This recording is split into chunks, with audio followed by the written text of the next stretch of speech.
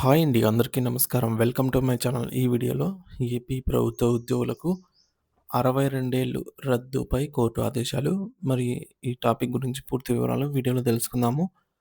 Video అయితే ఎక్కడ గాని స్కిప్ చేయకుండా ఎండ్ వరకు చూసేయండి. అప్పుడే ఇన్ఫర్మేషన్ పూర్తిగా అర్థమవుతుంది. అలాగే వీడియో చూస్తున్న ప్రతి ఒక్కరు వీడియోకి లైక్ చేయండి ఫ్రెండ్స్. ఈ వీడియోని తోటి ఉద్యోగ మిత్రులతో అయితే షేర్ చేయండి. కొత్తగా మన ఛానల్ చూస్తున్నవారు ఇంకా ఎవరైనా సబ్స్క్రైబ్ చేసుకోకుంటే వెంటనే మన ఛానల్‌ని సబ్స్క్రైబ్ చేసుకోండి. సో, దీని ద్వారా నేను చేసే లేటెస్ట్ వీడియోస్ అన్నీ మీ వరకు రీచ్ అవుతాయి.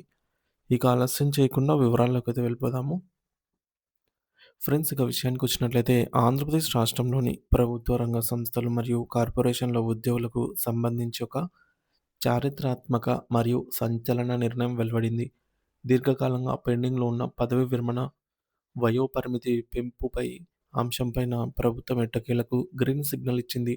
న్యాయస్థానాల ఆదేశాలను గౌరవిస్తూ ప్రభుత్వ రంగ సంస్థల్లో ఉద్యోగుల పదవీ విరమణ వయస్సును 60 ఏళ్ల నుంచి 62 ఏళ్లకు పెంచుతూ ప్రభుత్వం కీలక నిర్ణయం తీసుకుంది. దీనివల్ల వేలాది మంది ఉద్యోగుల కుటుంబాల్లో కొత్త వెలుగులు నిండనున్నాయి. ఈ నిర్ణయం వెనుక పెద్ద న్యాయ పోరాటం ఉంది.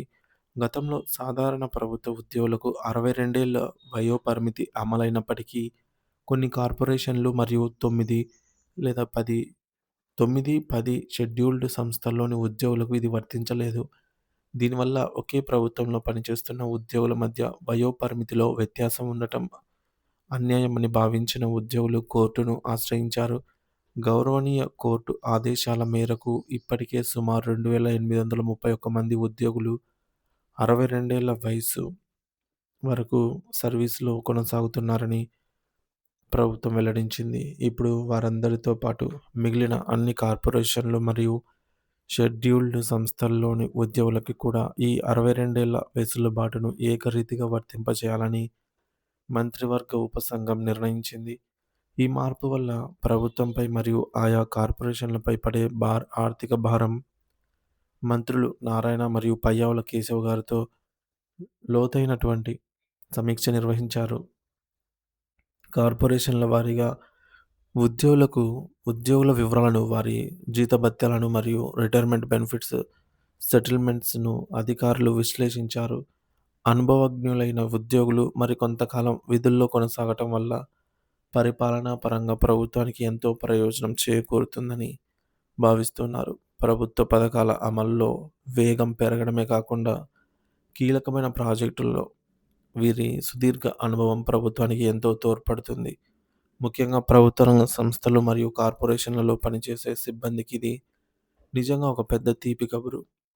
అందరి ఉద్యోగులకు సమానంగా 62 ఏళ్ల వయోపరిమితి అమలు చేయడం ద్వారా ఉద్యోగ వర్గాల్లో నెలకొన్న అసమానతలను ప్రభుత్వం తొలగించింది. దీనికి సంబంధించిన సమగ్ర విధి విధానాలు మరియు అధికారిక ఉత్తర్వులు, జీవోలు త్వరలోనే వెలువడనున్నాయి. దీనివల్ల లక్షలాది మంది ఉద్యోగులకు ఆర్థిక భద్రత చేకూరడంతో పాటు వారి కెరీర్‌లో మరో 2 సంవత్సరాల అదనపు సర్వీసు మరియు జీతభత్యాలు లభిస్తాయి. ఈ నిర్ణయం పట్ల ఉద్యోగ సంఘాలు మరియు కార్పొరేషన్ సిబ్బంది రాష్ట్ర వ్యాప్తంగా హర్షం వ్యక్తం చేస్తున్నారు. ఇది ఏపీ ప్రభుత్వ ఉద్యోగ చరిత్రలో ఒక ముఖ్యమైన మైలురాయిగా అయితే నిలిచిపోనుంది.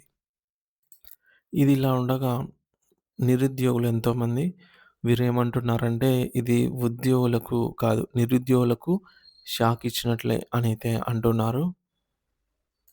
ఎందుకంటే ఉన్నవాళ్ళే కొనసాగుతూ ఉంటే ఇక్కడ కొత్తగా ఉద్యోగాలు చేసేదానికి నోటిఫికేషన్స్ తక్కువగా ఉంటాయి కాబట్టి.